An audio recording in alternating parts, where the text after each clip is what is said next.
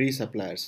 आज हम इस वीडियो की हेल्प से ये सीखेंगे कि ग्लोरोड सप्लायर पैनल में क्या क्या ऑप्शंस हैं और उनका आपको कैसे यूज़ करना है, कहाँ पे क्या चीज़ें दिखती हैं, उनका क्या मतलब है, कहाँ से आप अपने सप्लायर पैनल में जो चेंजेस होते हैं उसके लिए आपको कहाँ जाके देखना है, डिटेल्स कहाँ पे पब्लिश होती हैं, ये सारी चीज़ें। तो इसको करने के लिए सबसे पहले आपको अपने सप्लायर डैशबोर्ड में या सप्लायर पैनल में लॉगिन करना है।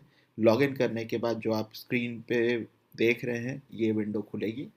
इसमें आपको सबसे ऊपर दिखाया जाएगा परफॉर्मेंस डैशबोर्ड, जो कि आपके ऑर्डर्स के परफॉर्मेंस पे है, जो कि आपका ओवरऑल सप्लायर परफॉर्मेंस है उस पर डिपेंड करता है।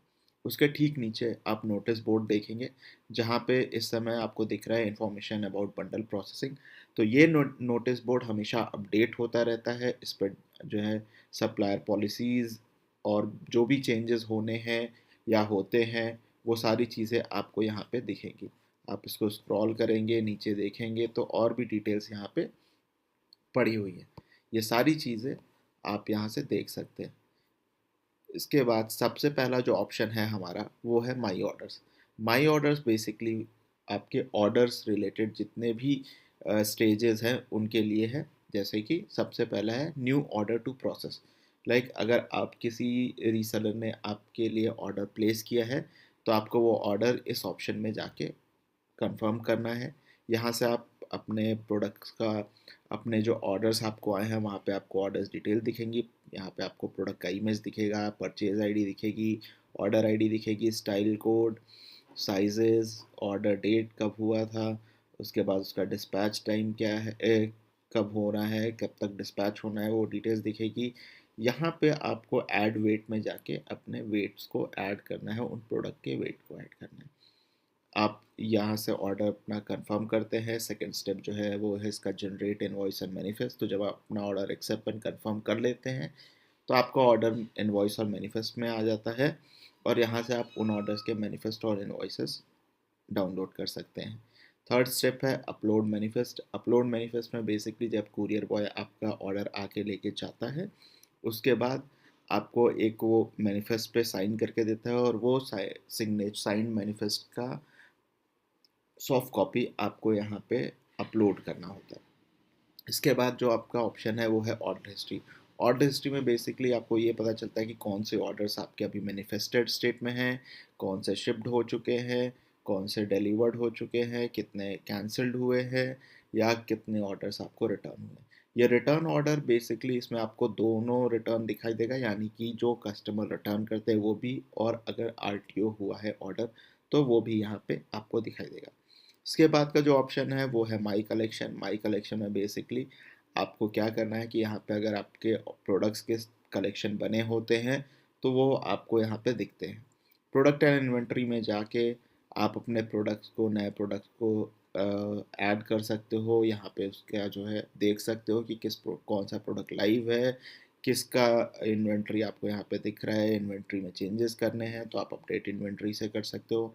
कौन कौन सा प्रोडक्ट आउट ऑफ स्टॉक है, कितने ऐसे हैं जिन्होंने अभी तक अप्रूव नहीं हुए हैं, आपने अपलोड किया है बट हमारी तरफ से अप्रूवल नहीं हुआ है। जो जनरली हमारी मॉडरेशन टीम 2-3 दिन में इसे अप्रूव कर देती है। और रिजेक्टेड में वो सारे एसक्यूज या वो सारे आपको प्रोडक्ट्स दिखेंगे जो कि किसी न किसी रीज़न की वजह से, या रॉन्ग डेटा या रॉन्ग इमेजेस की वजह से यहाँ पर रिजेक्ट किए जाते हैं।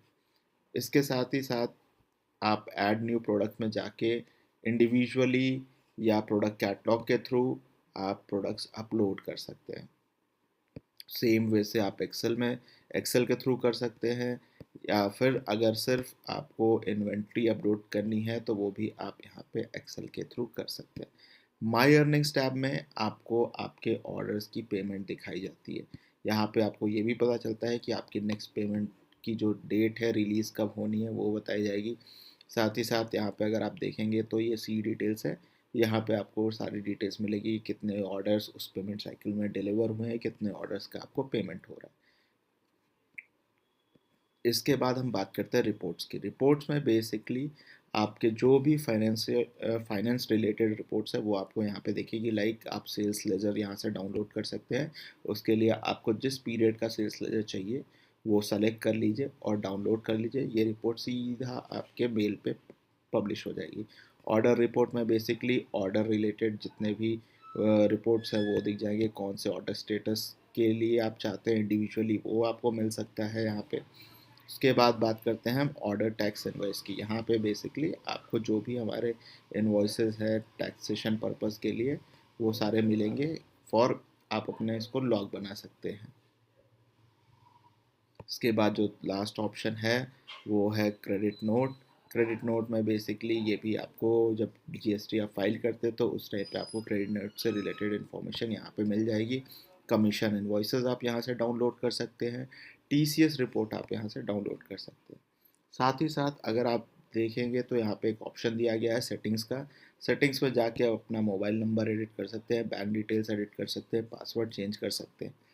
ये सारी चीज़ें आप ग्लोरोड सप्लायर डैशबोर्ड पैनल पे कर सकते हैं। इसके साथ साथ मैं बताना चाहूँगा कि आप बहुत क्लोजली अपने नोटिस बोर्ड को मॉनिटर किया कीजिए। यहाँ पे चीज़ें जो भी ग्लोरोड की तरफ से अपडेट होती है वो यहाँ पब्लिश की जाती हैं, ताकि आप वो सारी डिटेल्स से अपडेटेड रहें। तो सप्लायर्स ये था हमारा वीडियो जिसमें कि आपने ये सीखा कि ग्लोरोड सप्लायर पैनल में क्या क्या ऑप्शंस हैं और कैसे आप उन ऑप्शंस की मदद से अपने सप्लायर डैशबोर्ड को एक्सेस कर सकते हैं। अब हम आपसे विदा लेते हैं, जल्द ही हम आपके सामने फिर एक ट्रेनिंग वीडियो के साथ आएंगे। तब तक के लिए हैप्पी सेलिंग एट ग्लोरोड।